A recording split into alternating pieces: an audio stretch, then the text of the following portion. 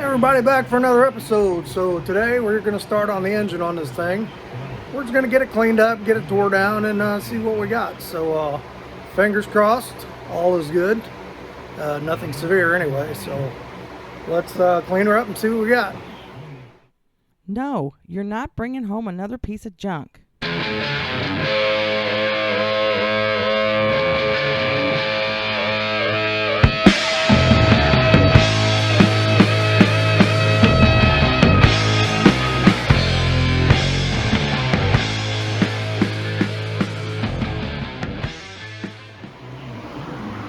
Alright folks, I thought I started my camera when I was power washing and tearing this down, but I didn't. So this is as far as I got before I realized the camera wasn't running. But anyway, I got the intake off, it's over there.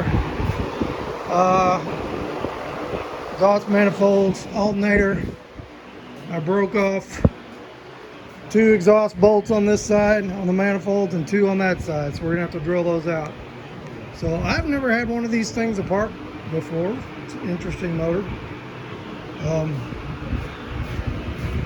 Got a little critter down in there. Looks like he died a pretty miserable death.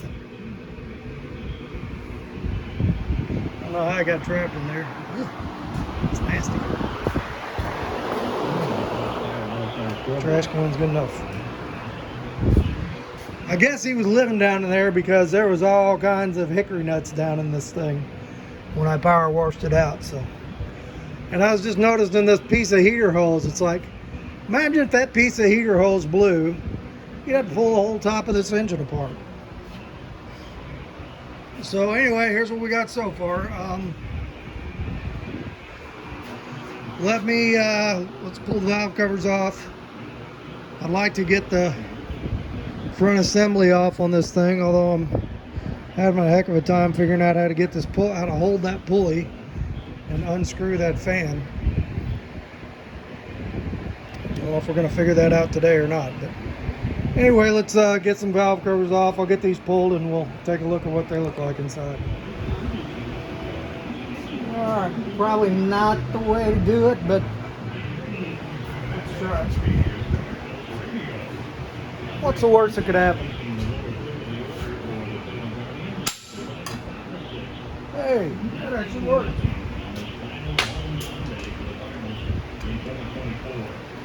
How about that? I was afraid I'd bust that pulley. I'm not sure if I'm going to put this fan back on, or if I'm going to put an electric fan, or I might put both. I don't know.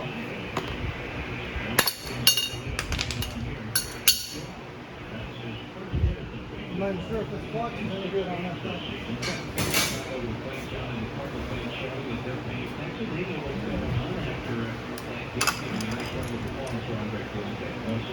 Doesn't look like we heard it. I might as well leave it on there and get the bolts for the water pump pulley off.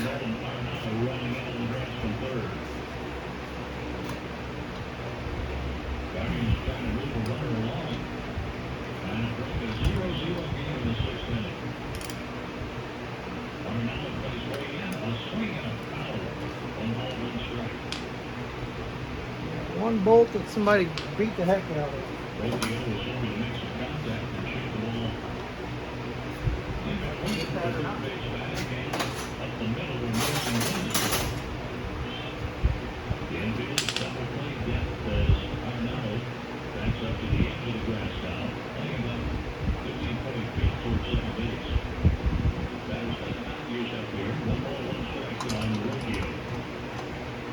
Yeah.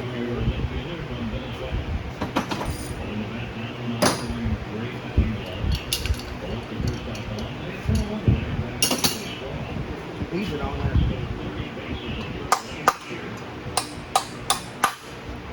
Yeah.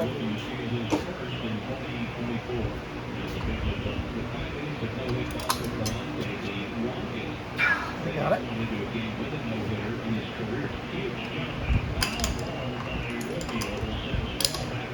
Listening to the End of the Cardinal season. Looks like they're not going to make the playoffs. But it follows baseball. They were dead last in the division last year and 20 games under 500. This year they're kind of like right at 500. And currently third in the division. Could be second after these few games, depending on what Chicago does. It's a cute little water pump. Actually feels pretty good, but we're going to put a new one on it anyway.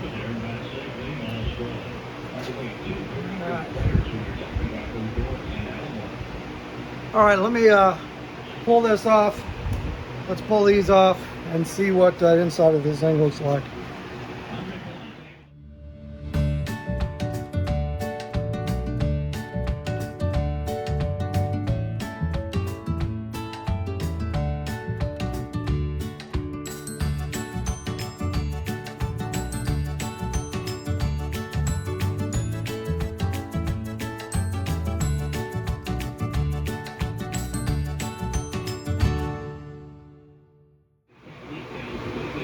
Alright, so this motor is exceptionally clean inside. Just looks really good.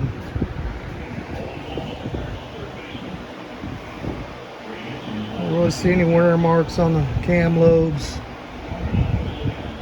I can't really get down in there to feel that timing chain, but this side feels tight. This side, there's some play in there. So that's what I'm wondering, if I've got one of those timing chain tensioners that is not in good shape. So I think what I need to do is just pull this. We're going to pull this front cover. I wanted to change this gasket anyway, and just make sure that that thing is in good shape.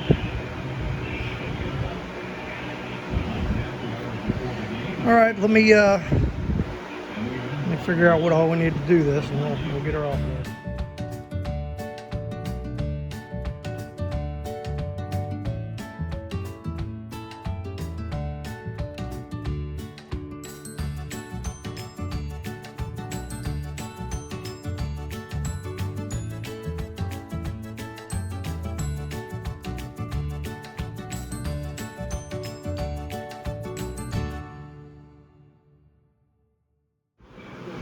Okay, so we got her all apart, and I don't know if it's good or not. I'm gonna have to look up some stuff on this. So like, this is tight here, this side is tight, this side is tight, this side,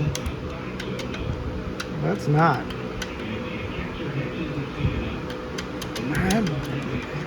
Something tells me that's not supposed to be like that. So I'm gonna have to look up. I'm gonna have to YouTube and. Alright, so I'm about to see what the deal with that is. So you can lift that pretty high off that sprocket. That just doesn't seem right to me.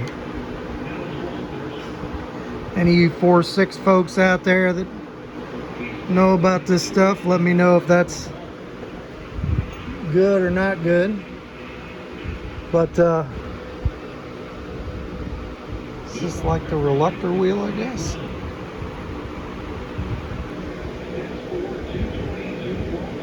I don't know.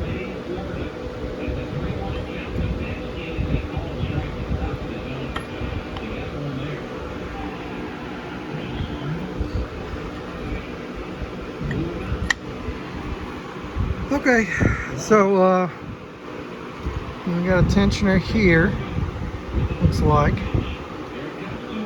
and it's kind of pushing down on that.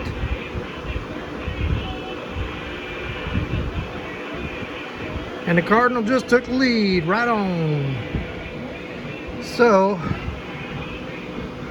alright, like I said, we'll do a little investigation on this and find out what the deal is, and then we'll see what we got to do to rectify it if it needs to be. So I'm glad I took this apart.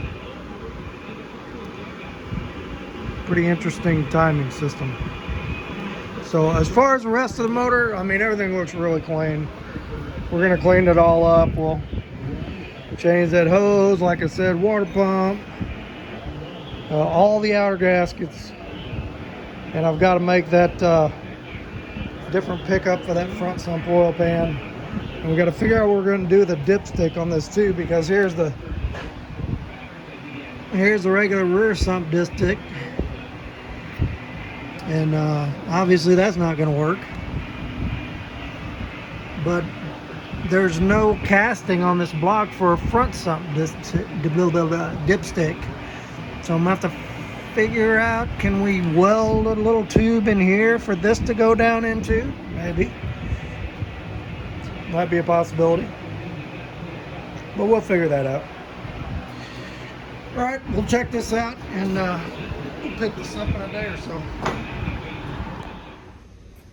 All right, so I did a little of investigating into this timing chain deal, and this could be that this tensioner just doesn't have oil pressure on it right now, is why this isn't pumped up. But I can get a whole new timing set with the sprockets for like 90 bucks. And it's on the stand and it's all opened up. So why wouldn't I? So that's what I'm going to do. I ordered a new timing set. I ordered an engine gasket set. And we're just going to put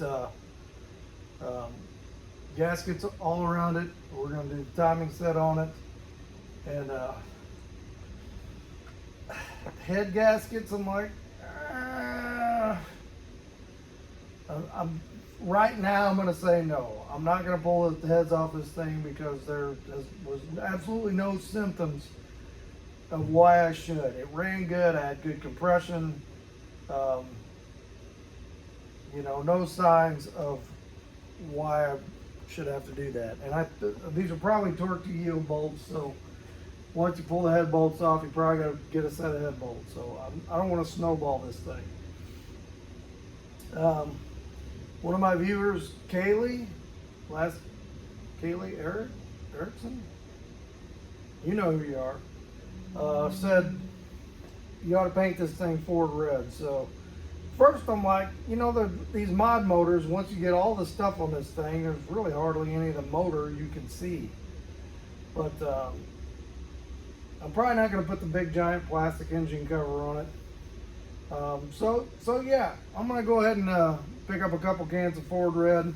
We're going to paint the block and the timing cover and the valve covers, and we'll make all that pretty, and we'll clean up the aluminum heads and make it look, you know, like an aluminum head performance engine, which it's not. But I think that would look nice. You know, you open the hood and you got a nice shiny engine with some color on it, same color as the factory 352 was. So good idea, and we're going to do that. But for right now, it'll probably take 4 or 5 days for all those parts to get here. We are going to look at what do we got to do to build an oil pump pickup for this oil pan, and probably what do we got to do for a dipstick for this thing. So let me flip this dude over. If I can do that without throwing my back out, and then we'll get the oil pump pickup, bring it over here, and see what we got to do. So just like always, I flipped this thing over and made a nice big puddle of antifreeze and oil all over the floor. Something I try to do every time I touch an engine is totally flood my floor with fluid, and I'm pretty good at it. So let's pull this pan off. I kind of got an idea. That's not it. What I want to do. I got a few broken exhaust bolts I need to get out of here too. I've never pulled one of these mod motors apart, but I like them. They come apart easy.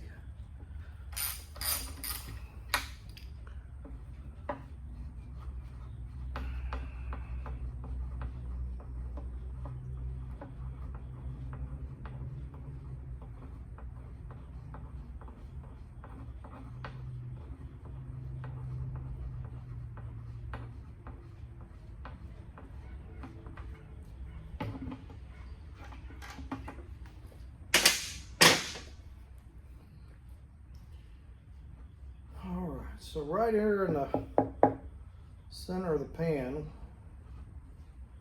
got like a little drop down section that might be where the oil pump pickup went on this pan. For those of you that didn't see my previous episodes, the 4.6 original pan is a rear sump. We need a front sump for this. So this is off the front wheel drive 4.6 Lincoln Continental. And it fits good, but the pickup was $175 or something ridiculous like that. And it's like, I'm not paying that. I can make a pickup. Yeah, I don't know if you can see in there or not, but so this has the baffle and it's got a little hole there, and that's where the pickup went down to. Which I don't need this baffle. I may end up cutting this out of here just so I've got a little wiggle room on where to put that pickup. Turn my fan on. A little warm out here. So I need to kind of figure out where the center of this thing is going to be. I'm going to mark it.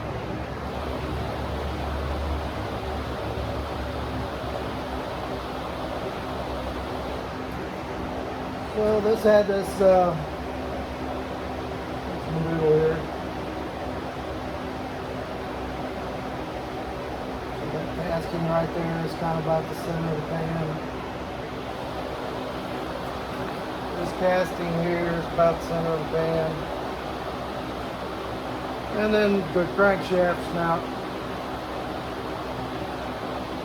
is about the center. So I want it right in there.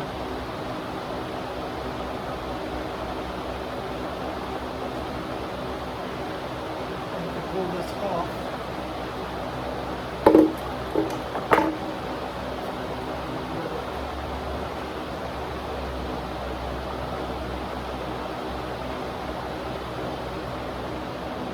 Rear sump pickup, you can see that it was all the way back here. So basically, all we need to do is shorten this by a bunch. So it goes along here and then it dips down. But I can see right here that it's raised up in this spot because it needs to clear these crank counterweights. The counterweights are right at the top. It's right where I need them to know that I got to clearance this thing. Let's see if we get a closer look here.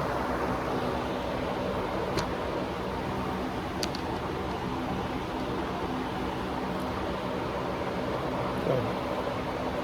So here's our counterweights. They're at their highest point, so that's good. And you can see the tube goes along here, but it dips down here like this and then comes up. So I need to get this about right there between those two counterweights, but this dip is not going to work. And so if I move this up to here, this is going to be deeper and it's probably going to hit the bottom of the pan.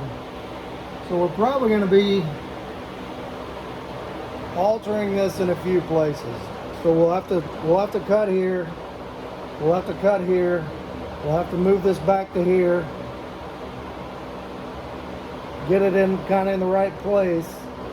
And then we're going to have to shorten this a little bit. Maybe we'll take it out of there, or maybe we'll take it out of there.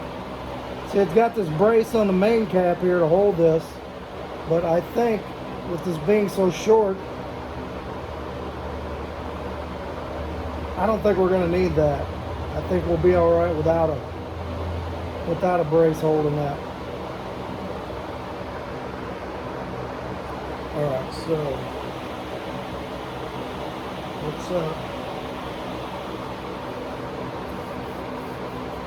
let's do this like this.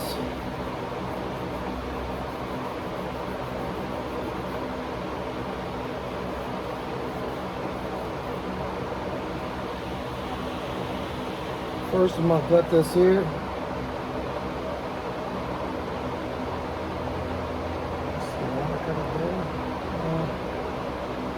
Let's cut it right there where that counterweight is. Right there. And then I'm going to cut this guy right there. Alright, let me cut that chunk out of there and come back and take a look and see where that lands us. Okay, so I cut that section out of there, and now if we put this guy on here, location is very good, right in between those counterweights, so that's not going to cause any issues. Now, I don't know about my height. I'm thinking I may have to change that height, but let's get this part on there first, and then we'll take a measurement off the pan. Put this piece of metal here. I don't want to get welding slag down in my motor. Probably not a good thing. Put this here. I didn't just use the rag because I don't want to catch the rag on fire and get burnt rag down in my motor.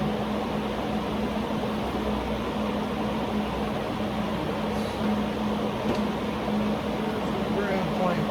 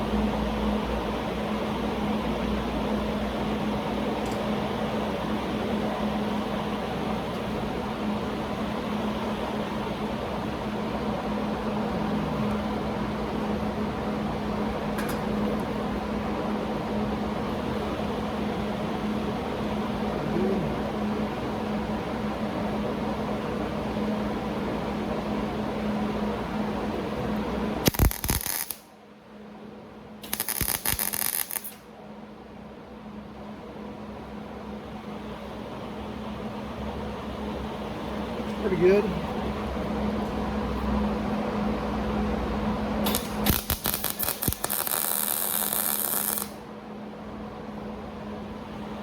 Hold it together.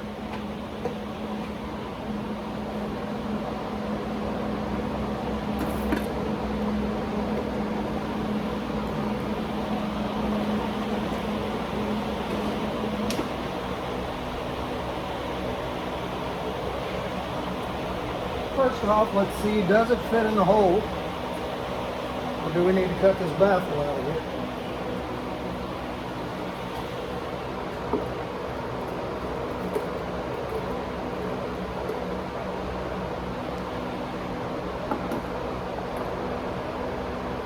Does not fit in the hole. We're going to have to cut the baffle out.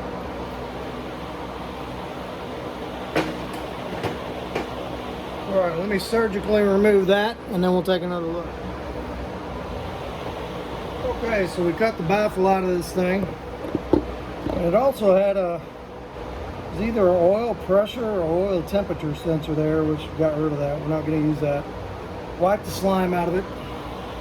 You don't need that baffle in there. So now, let's see how we land. Alright, and we are obviously too high. So some of this is going to have to go. Now, how much?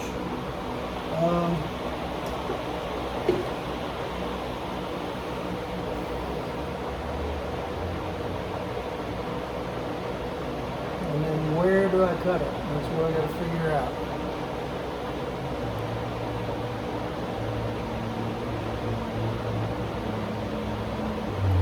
Get a tape measure and just kind of see what we got.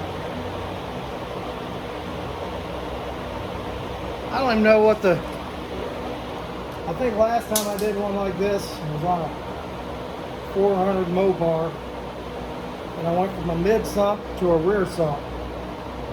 And I made my own pickup, and I think I went an inch off the floor of the pan.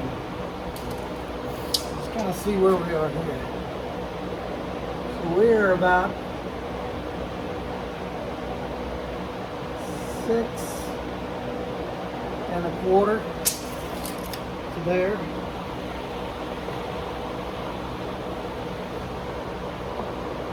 And then on the pan itself, we are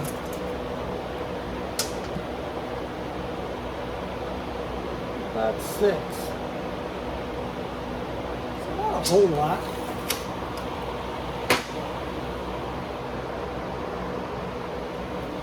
So I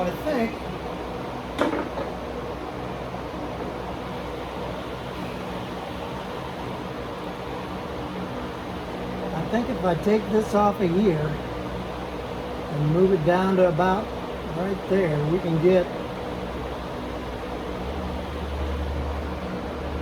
a good 3/4 of an inch. So let's try that, see if that's going to work. And then we'll do another test on it. And if we need to, we can like kiss the bottom of this thing with a hammer to help it out a little bit. So let me turn this off a minute and we'll pull this off and see what we got. Okay, I haven't welded this yet, but I was able to cut this little lip and get that thing off there, and then I got about 3/4 of an inch off of it. I was able to stick that tube up in there, so I think once we weld that, we're going to be okay.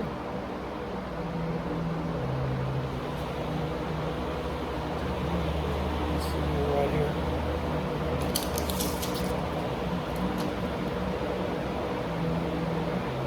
Oh yeah, I'm 5 3/4.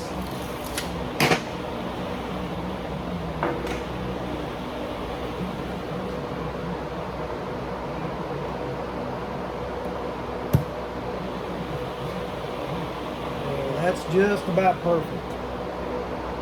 I'm about right there. Let's see. Yeah. So that lands pretty much right in there, and I'm gonna go and take a hammer and a steel rod and just bump this down just a little bit, make sure we got good clearance there, but I think that's gonna be fine. So let me go ahead and get a weld on this, and we'll take a look at what we got. All right, there we go. So we got her welded all the way around here. We got her welded all the way around there. I cleaned this thing out really good with some brake cleaner and some kind of stuff to rag up through there. Just make sure I had all the metal fragments from grinding and all that stuff out of there before I stuck it on this engine. Is it still hot? Ooh, it is still hot. Okay. And yes, I took an air hose and evaporated all of the brake cleaner off of it before I welded. Because if anybody doesn't know this, when you apply flame to brake cleaner, it makes a pretty nasty nerve gas and can attack your nervous system. And there was a guy on website I used to be on, Club Hot Rod. He sprayed some brake cleaner on his frame of his car, and he was cleaning it, and then there was some brake cleaner down in the little pits of the rust, and he hit it with a torch, and that little puff of smoke, not much, got him in the face, and he almost died from that little puff of brake cleaner smoke. It made a really, really dangerous nerve agent. And 2 years later, he was still having nervous system problems and kidney problems and all kind of problems from that. That's how toxic that stuff is. So if you like most car guys and you use brake cleaner around stuff, do not get a flame to it. Do not get it hot to where it gases off, because it can hurt you bad. But so we got that all welded. That came out nice. And okay, So I'm happy with that.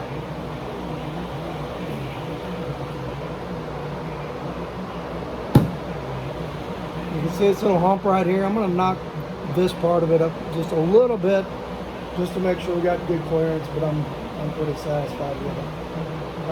So I need to figure out what we're going to do with the dipstick, but I don't think I'm going to do that tonight. I think we'll address that another night. So, all right, that's going to be all for tonight, and I'll pick this up tomorrow night. I got stuff going on. Maybe the next night we'll pick it up. All right, it's been a couple of days since I've been out here, so I ordered several engine parts for this thing. I ordered a gasket set, and I ordered the timing set. Went ahead and did that. Ordered a front and rear seal for the transmission. So most of it's here. My gasket set's here. My timing set's here. So I think what we're going to do to finish out this video is two things. I want to do this timing set. We'll see how to do that. But the other thing I need to do, I got to get a dipstick on this thing. So this was the old dipstick tube, and like I said, that goes down in the shallow part of the pan. That's not going to work. It is also not going to come out. I've tried to get this thing out. It's not coming, so we're just going to pinch it off and put a little weld there, and I'll just leave it there and you won't see it. So what I'm going to try to do is I need it to be on this side of the pan, on the driver's side, because on this side of the pan over here is the AC compressor, and there's just not going to be any room for that. So we are getting rid of the whatchamacallit, the power steering on this car. So that should leave me room in here that I can sneak that tube right up through here, through the what I'm saying, the motor mount and the oil filter. So I had to cut this tube off. I've got another piece of a tubing around here. We're just going to see if we can make something, weld it into this oil pan and get it to work. So I got some ideas. Let's see if we can get that to work. And also I need to, over here was an oil, either an oil level sensor or oil temperature sensor. I'm not sure. I think, well, one of the two. Anyway, I took it out, and it's like, I'm not going to put that back in to fill that hole. I think we're just going to take a little piece of metal and put it over that and weld that hole up. So let's do this first and see how well we can get this to work. Okay, so I just popped the manifold on here, popped this on here, and I think we're going to be fine if I just kind of go like that. I'm going to straighten this tube out a little bit, and then we can make a bracket to bolt it to here. And I was going to lengthen this tube, but really I think it's going to be fine. I mean, it'll give you a little bit of a shorter dipstick tube, which I can cut the dipstick off, not a big deal there. I need to straighten out that. And what I'm going to do is make a little plate that we're going to weld this to. It's going to go through, and we'll weld it to that, and then we'll weld the little plate to the oil pan and cut a hole for it. So let me straighten this tube out, and we'll take a look here. All right, I don't know if you can see that or not. I just got that motor mount sitting there, which it's actually going to be up here, but that's not going to cause a problem when it's sitting here. I just want to know this way, how much room do I got in here? So I'm thinking this bracket will get cut off and redone. So I'm thinking we're going to end up cutting a hole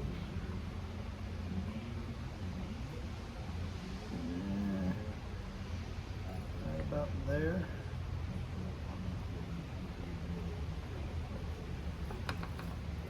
And then we're going to have to slot it.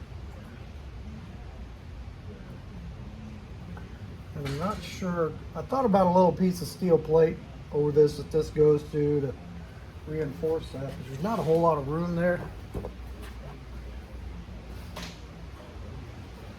So I'm wondering, I got this pretty heavy washer. I wonder if we slide that up on there. I'll have to take a file and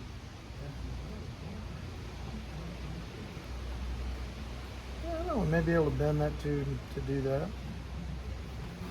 Or I may have to take a file and just kind of oblong this hole so that it goes up through there and cocks back a little bit more. Then up to there, and then tack the washer to the oil pan. But I think we're on the right track here. Let me cut that hole and then we'll see what we got. Okay, this actually came out easier than what I thought.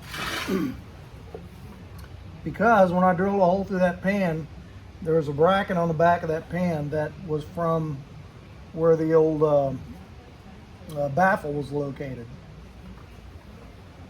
So it drilled right through that, and that gave me my extra support to hold that tube, so it's not just in the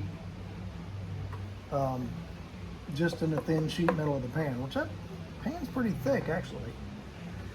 So I think all I need to do is weld this around here, make sure that's good, and be careful with the pan when I'm, because this is not a slide in and out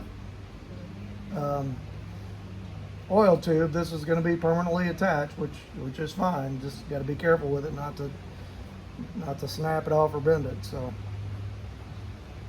I'm going to go ahead and take this bracket off of here and probably come up with something else to, because there's a bolt right here for the exhaust. I don't know if you can see that. Make this so it'll just bolt right there to that exhaust, and that'll give me support, or to this bolt. Might be easier to do right there. So let me cut this off of here, and then we're going to weld that into there, and we'll call that good. I think that's going to work fine. I'll probably have to cut my dipstick off because I think it's probably going to end up shorter than what it was, but usually what I do when I do these is I'll fill the thing with oil as much as it's supposed to have, stick the dipstick tube down in there and see where the full mark is, and then just take a little file or something to make me a full mark on the dipstick, and then I know that's where it is. But yep, this should work fine. Let me do this and we'll come take a look.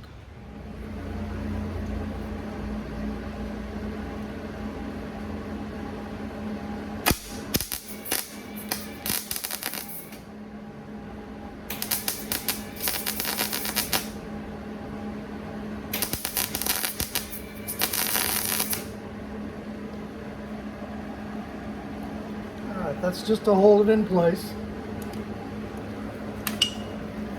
And now I'm going to take, this is the tab that came off there. And I think we can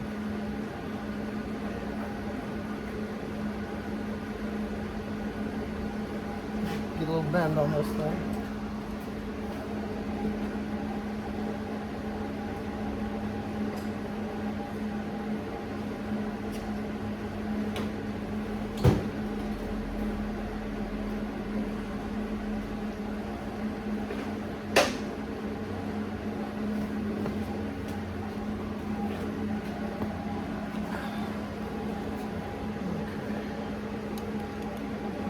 This first.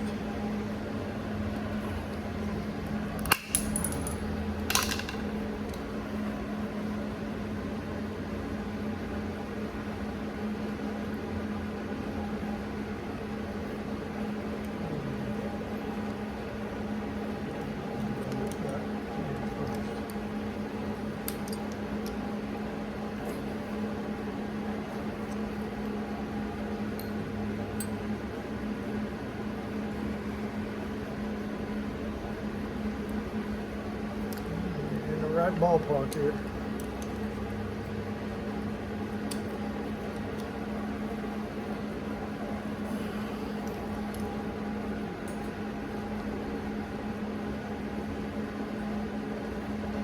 And not to drill the hole bigger and put a little notch right there.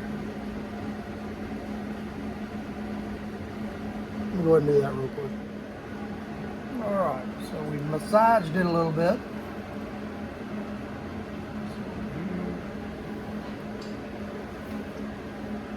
a little squint on this one.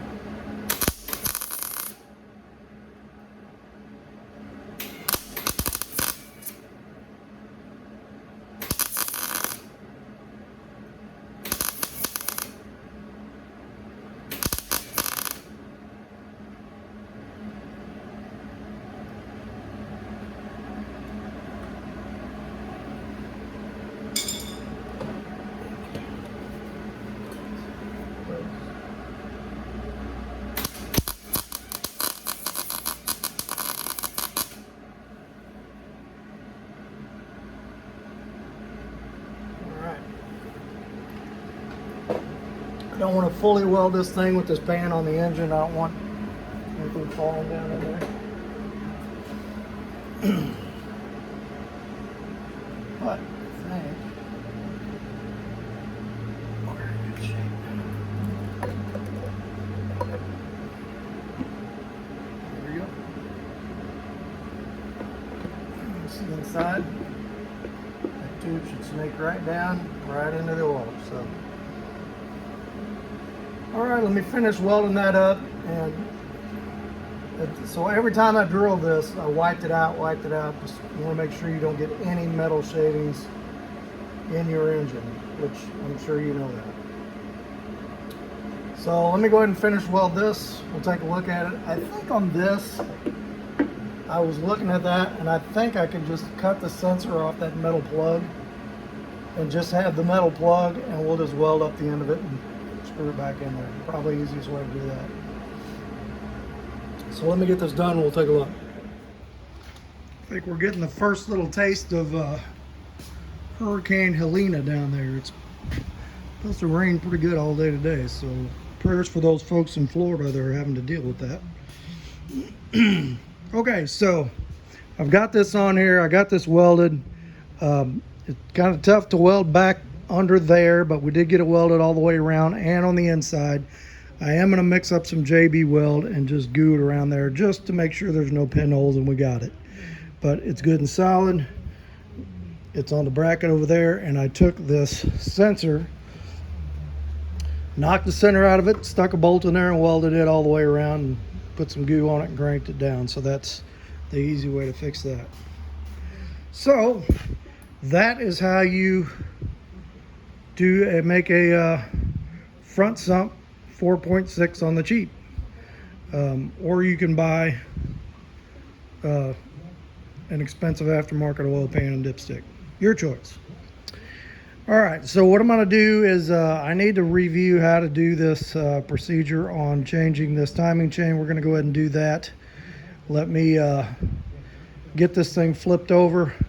We'll get the parts unboxed, and I think I remember how to do it, but I'm just gonna take a look real quick. All right, back in just a few. All right, so I have never done one of these timing chains on one of these mod motors, so I bought the kit, and here's what they pretty much give you everything. They give you 2 chains, lower sprocket, upper sprocket, both tensioners, and the guides. I opted not to do head gaskets. I know it's right here. I know I got head gaskets, but the compression was excellent on this thing. It's never had an overheating issue. It sat there and idled for 3 or 4 hours while I was running the gas out of it. And you got to get new head bolts. You got to get torque to yield head bolts. So it's like I'm gonna keep my fingers crossed, not do the head gaskets. So hopefully that doesn't come back to bite me. Anyway, so as far as the procedure on this thing, I looked at a bunch of videos online and a bunch of different ways to do it. So that from what I can see, there's a timing mark down here. This has to be straight down. That puts the Woodruff key right here on this little boss casting on the oil pump. And when you're there, you've got this timing mark up, this timing mark up. That said, what you have to make sure you do is don't let the cams move. So there's a tool you can buy to hold those cams straight, or one guy on there, I like this, just clamped a pair of vice grips on each cam and put it up against the head so it wouldn't move. Pretty ingenious idea. So we went with that. Okay, so let's I think the first thing we're supposed to do is pull these tensioners off. I went ahead and loosened the cam bolts up. So let's go ahead and just pull it apart and see how this goes.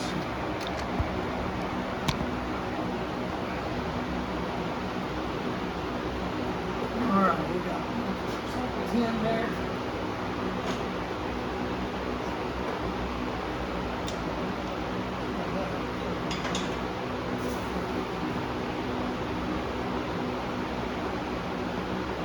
Just okay. I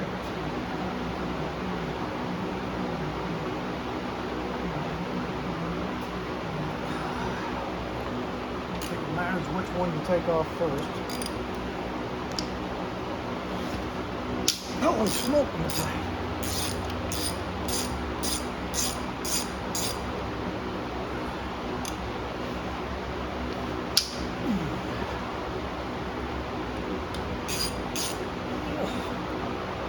My arrows. Yeah, crank, and wear myself out.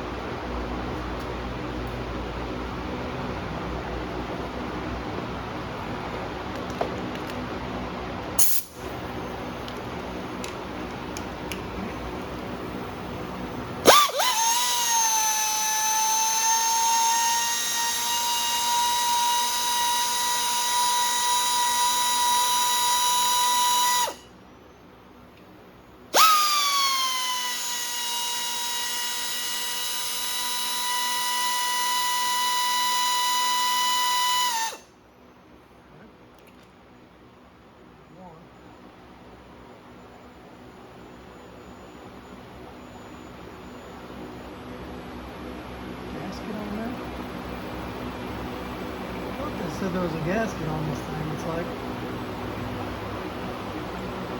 I don't see one. They give them to you in the kit.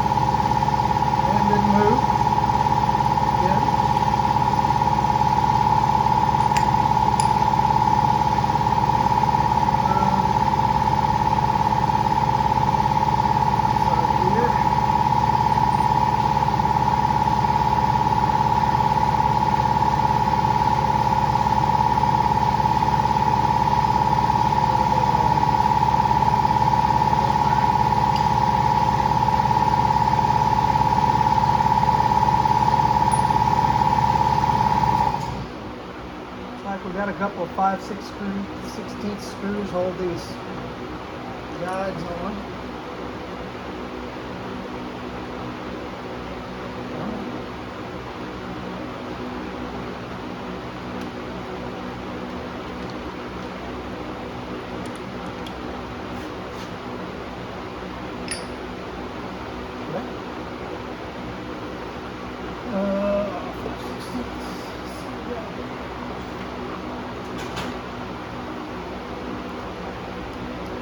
far so good.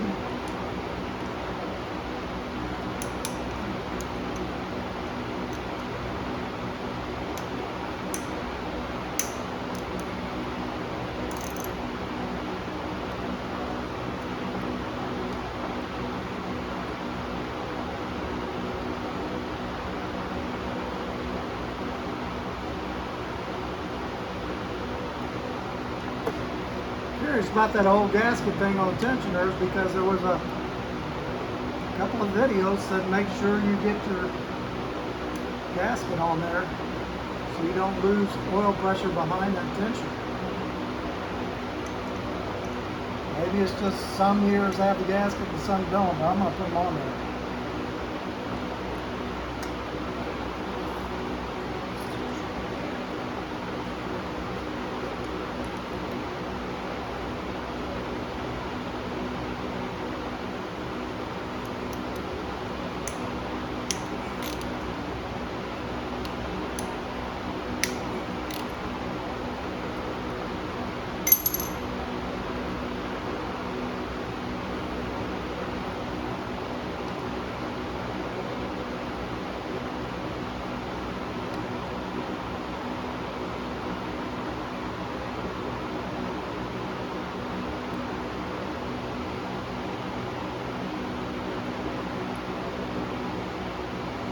So anybody used to follow my 61 Impala thread where I did the two-door conversion, I got a call from a guy in Las Vegas the other night, and he actually bought that car from the guy I sold it to.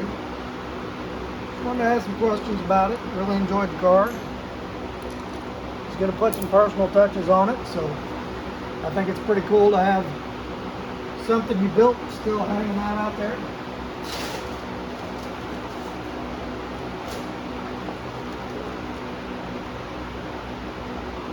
Okay, interesting. So this gear,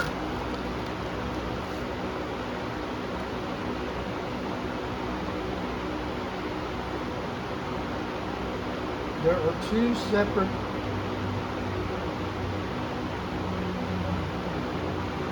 see this one, there's two separate lower gears. On this one,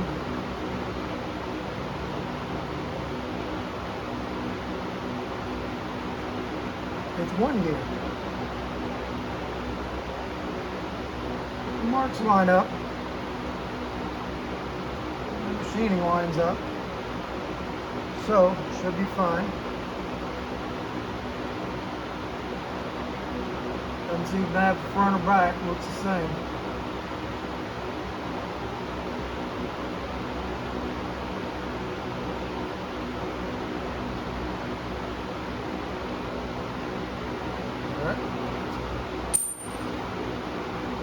So, let's go reverse order. Let's put the guide on this side.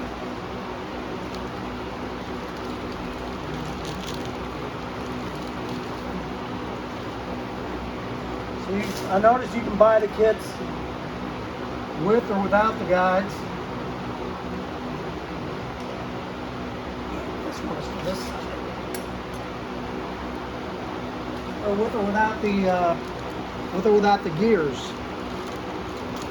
You can buy just the chain and the guides and the tensioners, or you can buy the whole thing. So I bought the whole thing. That's the right one. It's only like, I think it was $100. Actually, I think it was less than that.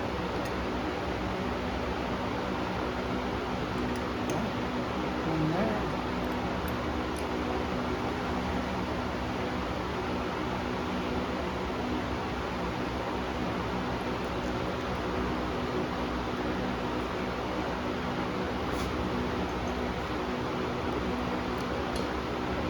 So really all the parts for this engine have been very reasonable. Probably because it's newer. The water pump, I think you can get a water pump for like $22. So I'm going to get one of those.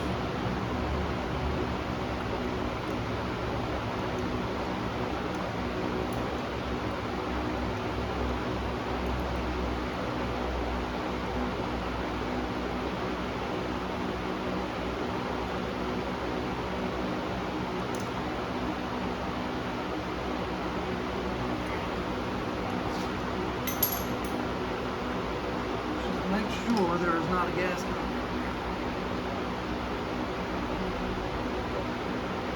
There is not. It's just a machine surface. Yeah. I'm putting it on there.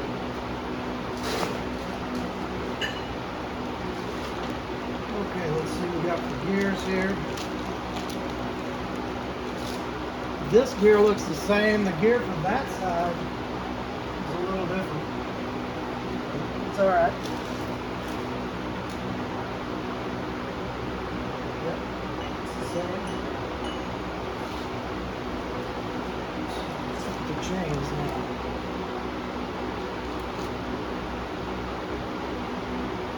There's no left or right hand chain marking, so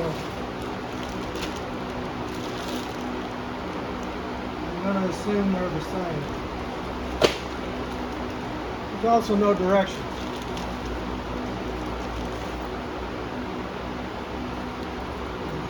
So it says that you've got two master links right there and right there. And supposedly you put the master link on the dot down here and it ends up on the dot up here. So let's see if that's correct. Put the master link there. See the black link. And then put the master link.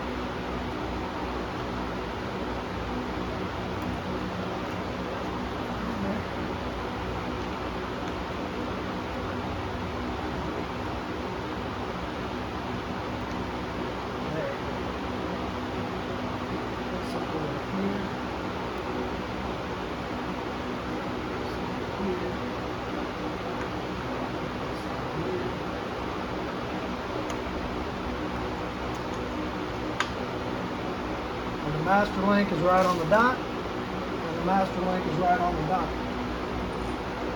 Alright.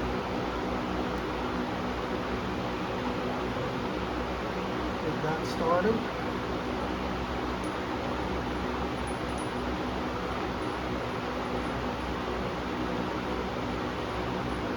And put the tensioner doohickey on there.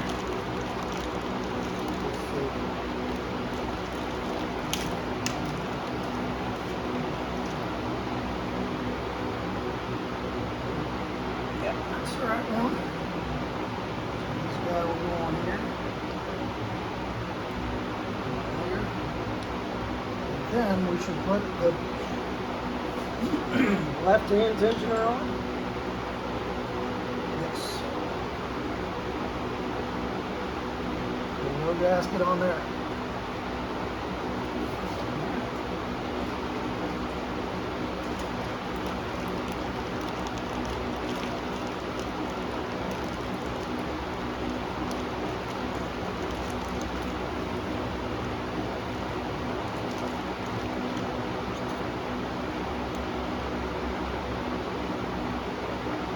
So they got a little pin in there you pull out once you get it set.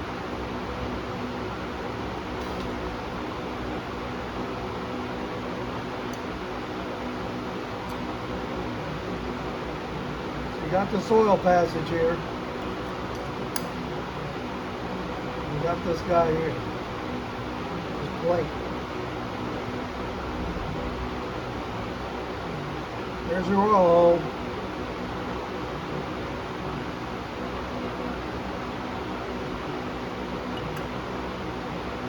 I'm going to put it on there, I guess.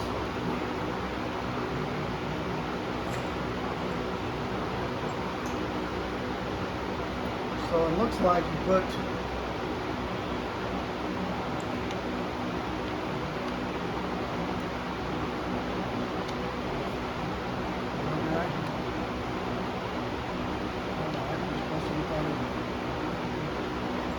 maybe you put this in first.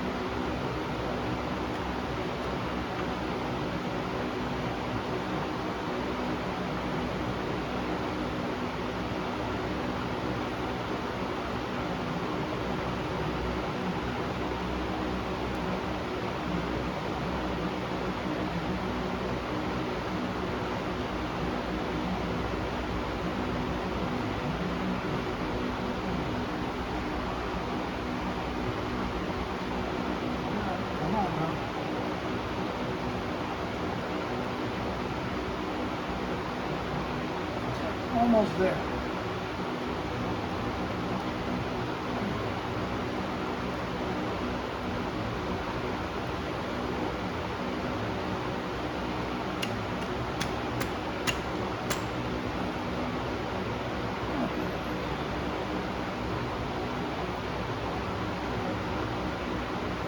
Wrong tension.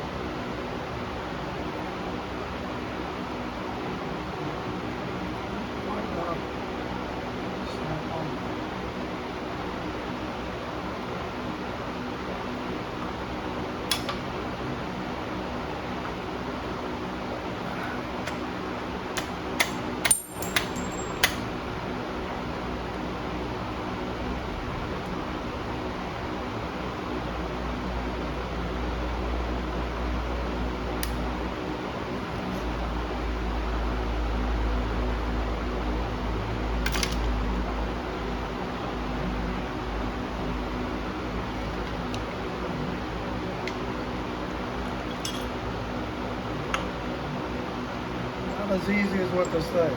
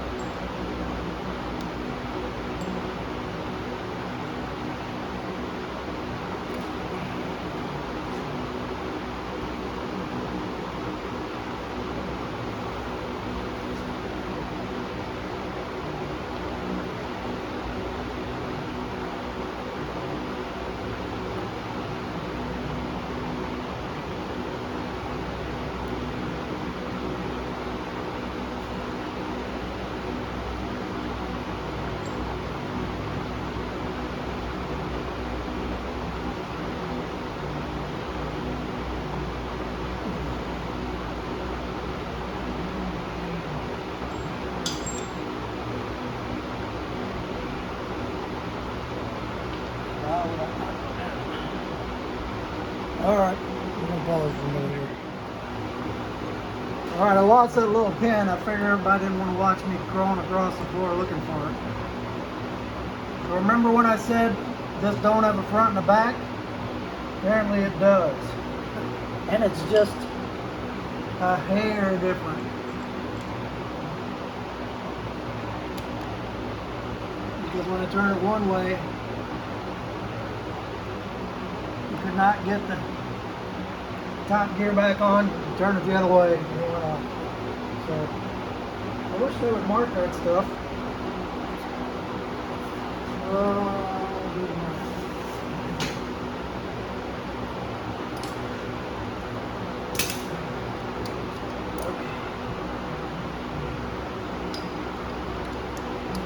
This side should be good.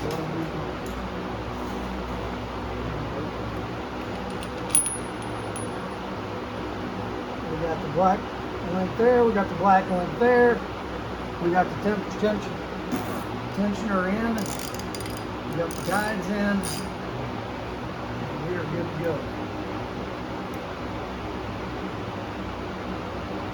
The more I looked at it, I decided not to put that little plate in there because it wasn't in there.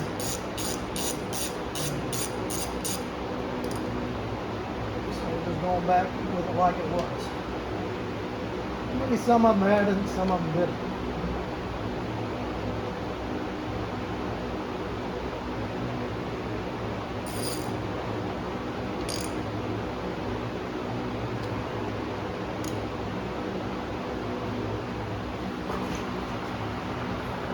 And if that little pin comes out of there, that dude springs open, and it is a booger to get compressed again and get that little locking thing where it needs to go. Okay, side one, we are done.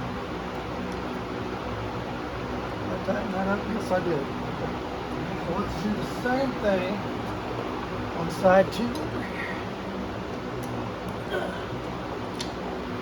It's going to be a long video, folks. Sorry about that.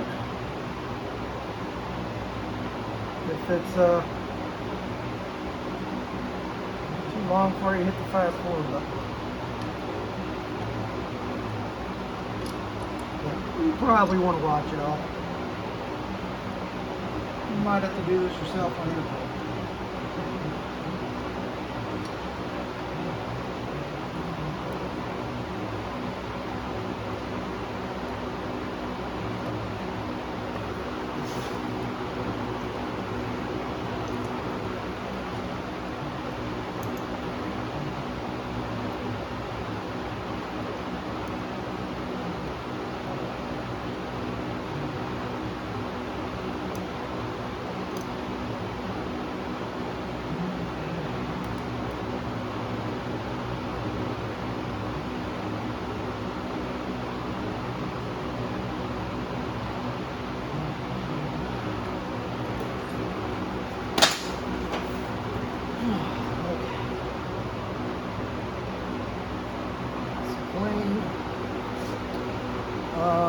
Chain and sprockets.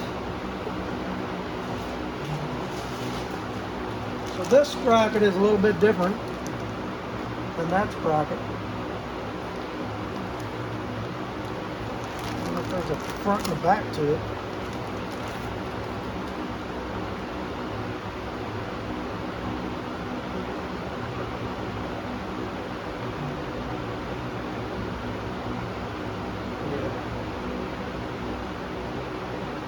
That the dots are on the front, so it's going to be that. If you look at this,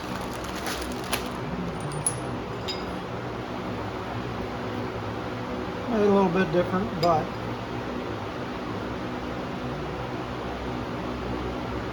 machine-wise, she's the same. And the dots are in the same place, so we're good there.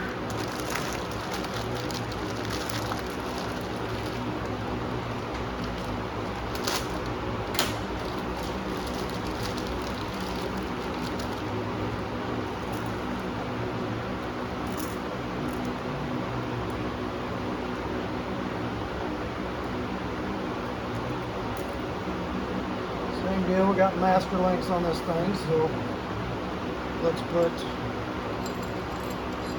master link on the dot.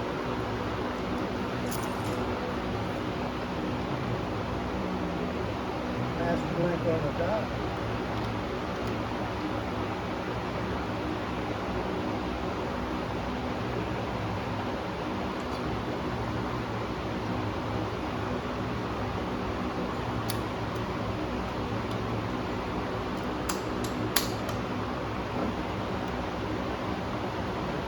Slack to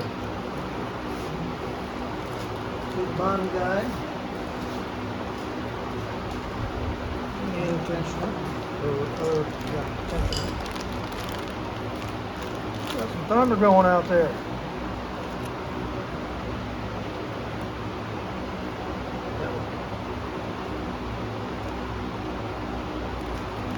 Alright, do not lose the pin out of it this time.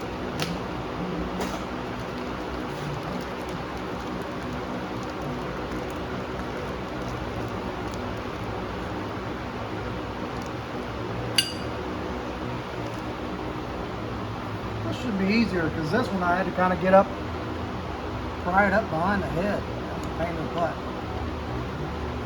This one should go right on there. All right, much easier.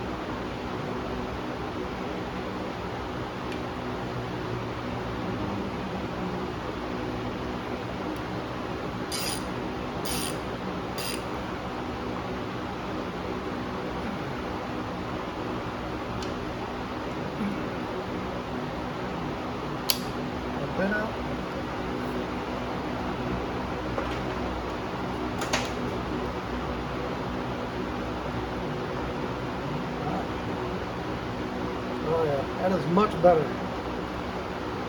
Like that. There it is.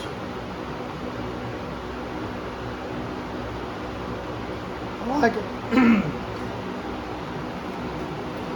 Okay, now I need to crank these guys down.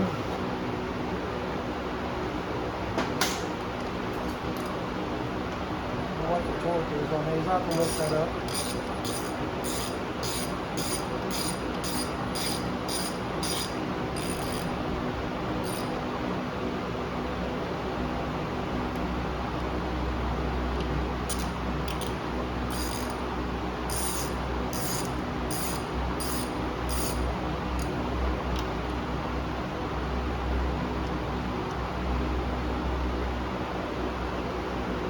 Alright, I'll have to look up the torque on those and do that, but that's pretty much it. That's how you change your 4/6 timing gear.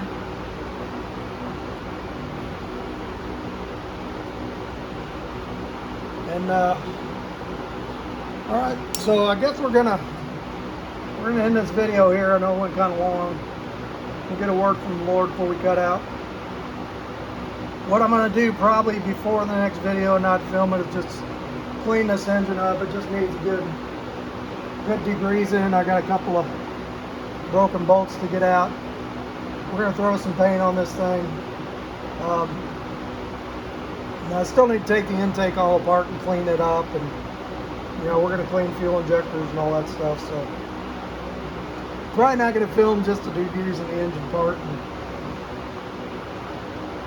You've seen engine degrees before, so we'll pick this up on the next one, somewhere still on the motor. Don't know if it'll be getting it back in or not, but we'll get some more done on it. So, all right, let's get a word from the Lord. Hey everybody, so I hope you enjoyed that video. We got a lot done on this thing, and I am hoping by springtime this thing is ready to roll and go out and do some shows and have some fun with. But seems like we're doing good and we're cruising right along. So anyway, for a message this week, but I just do this sitting out in the garage because this was on my mind.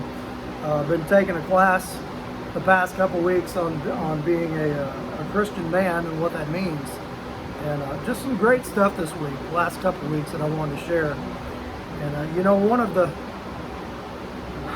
in Ephesians 5, one of the verses I think that society kind of misunderstands and gets used against Christians is wives, submit to your husbands, and then they stop right there. And that's presented as you know, the man is the king and in charge and the overseer, and what he say goes, and you know, that's really not what that is. If you go further in that passage, you're going to see it also says, husbands, love your wives as Christ loved the church. So what does that mean? If we're supposed to be like Christ, well, we look at the life of Christ and how he treated his followers, how he treated the people around him, how he served. He washed the feet of his apostles. He was probably the first purveyor of women's lib, because women were property in those days. And if you see how kindly he treated the women around him, and the women were even part of his group, pretty forward stuff for that time, that he treated them like people and like equals. So what does that mean to say, love your wives as Christ loved the church?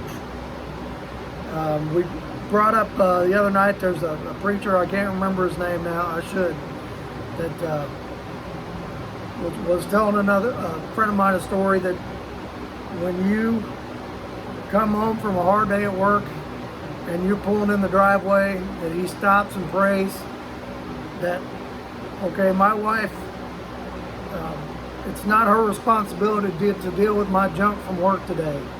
It's not my kids' responsibility to deal with my junk from work today. I don't deserve to go in and just sit in front of the TV and not help with anything because I had a hard day. I'm supposed to serve my wife and serve my family, and I am supposed to be able to take those hardships and deal with them and put them aside and be a serving husband and a serving father, just like Christ was. And I think that's a pretty awesome picture. And there's many times I don't do that. I do just the opposite. I come in, oh man, I had a hard day. You should let me watch what I want on the TV. You should cook dinner. You know, you should let me do this. You should let me do that. Talking to my wife, not always saying that, but thinking it. And she's had a hard day too. So I think that's a good message for this week, that us as guys, we need to, and as Christian men, we need to serve our wives and serve our family like Christ did. You know, we're not the king, we're not the overseer, we're not the final word. We are the protector, we are the provider. We are the ones that take care of them. So, great message. Hope that wasn't too scatterbrained, but well, pull up Ephesians 5 and read that whole thing, not just that first little blip at the front. And if somebody, you're talking to somebody and they say, well, you know, they're telling, back in the Bible, they say women are just supposed to do everything that men want to do. It doesn't matter what they do to them. It doesn't say that. And show them.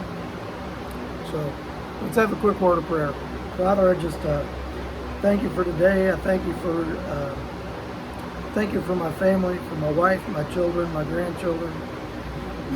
I just ask that you would help me to be a servant to them as you were to us, and